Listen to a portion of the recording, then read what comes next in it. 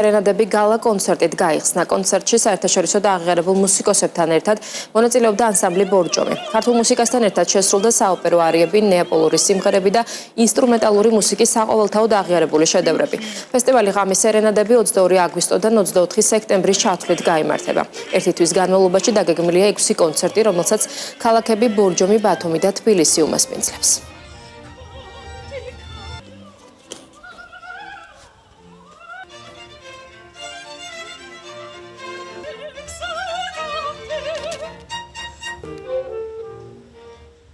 ულამაზესი დღე იყო ყველა ჩვენთაგანისთვის.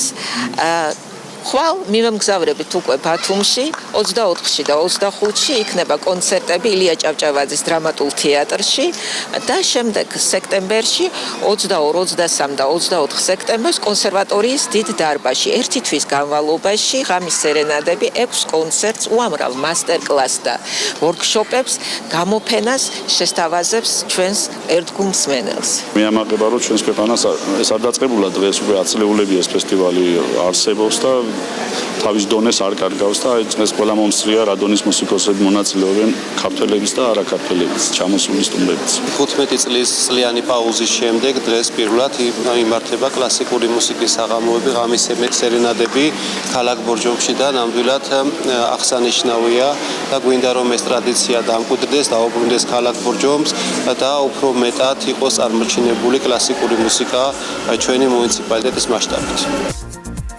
ეს ყოველო ინფორმაცია პირდაპირ ეთერში დავბრუნდებით ზუსტად 4 დღეობით.